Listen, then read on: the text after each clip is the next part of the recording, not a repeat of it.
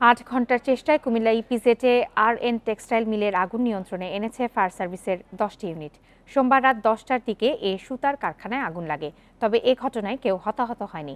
Fire service ও civil defence Comilla কার্যালয়ের সহকারী পরিচালক রতন কুমার নাথ জানান, প্রথমে ঘটনাস্থলে যায় ইপিজেড ফায়ার সার্ভিসের ৩টি ইউনিট।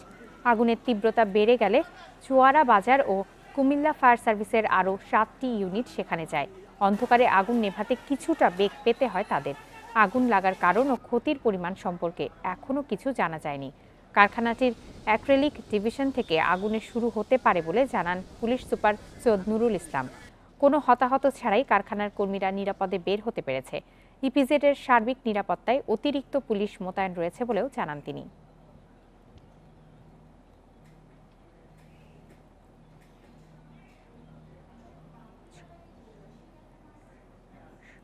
যখন শিফটিং হচ্ছিল, অর্থাৎ প্রায় ১২০০ মতো শ্রমিক কাজ করে, এই 10টার সময় শ্রমিকরা বের হয়ে যে আবার নতুন করে ১২০০ শ্রমিক ঢুকবে, ঠিক এই মুহূর্তে আগুনটা দেখা গেছে ফ্যাক্টরির উপরে।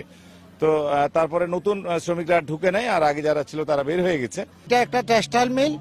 এখানে আগুনটা লাগার সাথে সাথে ডাস্টের কারণে দ্রুত পুরো কম্পাউন্ডে ছড়িয়ে পড়ে। সংবাদ পাওয়ার সাথে সাথে আমাদের ফায়ার সার্ভিসের মোট 10টা ইউনিট এখানে উপস্থিত হয় 7টা স্টেশন থেকে। এ বিষয়ে আরো জানাতে কুমিল্লা থেকে যুক্ত হচ্ছেন সহকর্মী তানভীর খন্দকার। তানভীর, আগুন লাগার কারণ সম্পর্কে কিছু জানতে পেরেছেন এবং কি পরিমাণ ক্ষয়ক্ষতি হয়েছে? আমরা আসলে গতকাল আগুনের সূত্রপাতের পর থেকেই কুমিল্লা ইপিজেডের যে এনআর টেক্সটাইল মিলস সেটির কর্মকাণ্ড দেখে আসছিলাম। গত ৮ ঘন্টা যাবৎ চেষ্টা করার পর কিন্তু ফায়ার সার্ভিস দাবি করছে যে আগুন নিয়ন্ত্রণে এসেছে। তবে এখনো পর্যন্ত কিন্তু ফায়ার সার্ভিসের পক্ষ থেকে আগুনের সূত্রপাতের কারণ কিংবা কি কারণে আগুনটি এত বেশি ছড়িয়ে গেছে সে ব্যাপারে নিশ্চিত করে কিছু বলতে পারেনি। আমরা যতক্ষণ পর্যন্ত বিভিন্ন ধরনের ভিডিও কিংবা তথ্য সংগ্রহ করছিলাম, সম্পূর্ণ ইপিজেড এর বাইরে থেকে সংগ্রহ করতে হয়েছে। নিরাপত্তা জনিত কারণে সংবাদকর্মী সহ অন্যান্যদেরকে ভিতরে যেতে দেওয়া হয়নি, যে কারণে কিন্তু কাছ থেকে দেখে গিয়ে আগুনের সূত্রপাত কিংবা কি কারণে ঘটেছে সেটা আমরা ফায়ার সার্ভিসের কাছ থেকে জানিনি।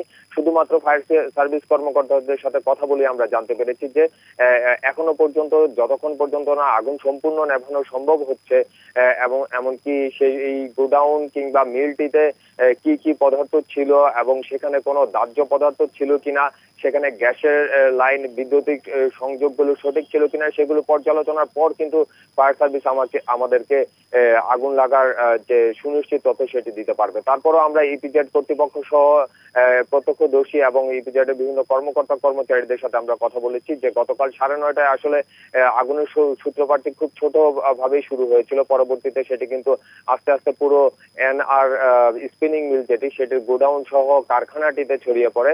এমনকি গত সারা রাত ধরেই কিন্তু আগুনটি জ্বলেছে এবং আমরা ভোরবেলাও দেখেছি যে এনআর স্পিনিং মিলসের যে টিনের চালা সেটি কিন্তু এখনো পর্যন্ত জ্বলছে। ফায়ার সার্ভিস যদিও দাবি করছে যে আগুন নিয়ন্ত্রণে, তারপরও এখনো বিক্ষিপ্ত ভাবে সেই কারখানার গোডাউনে সুতার যে বস্তা রয়েছে এবং যে কারখানার যে জায়গাটিতে গোডাউন তারা বলছে সেটি কিন্তু এখনো চলছে। তো বলা যায় যে ৮ ঘন্টা পর আগুন নিয়ন্ত্রণের দাবি করে আসা ফায়ার সার্ভিসের কর্মকর্তাদের সাথে আরো কথা বলতে যেটা জানতে পেরেছি যে রাতের অন্ধকারে তারা আগুন নেভানোর ক্ষেত্রে কিছুটা প্রতিকূলতা সহ্য করেছে এবং এমনকি আলো ফোটার সাথে সাথে কিন্তু সেটি শুধুমাত্র ১ থেকে ১.৫ ঘন্টায় সেটি নিয়ন্ত্রণে নিয়ে আসা সম্ভব হয়েছে। তো আগামী ১ থেকে ১.৫ ঘন্টার মধ্যে ফায়ার সার্ভিস কর্মকর্তারা আমাদেরকে আগুন লাগার কারণ এবং ক্ষয়ক্ষতির যে বিবরণ সেটা আমাদেরকে জানাতে পারবে বলে আমাদেরকে জানিয়েছেন। তো এই ছিল আমার কাছে আগুন লাগার সর্বশেষ খবর। কুমিল্লা থেকে জানাচ্ছিলেন সহকর্মী তানভীর খন্দকার।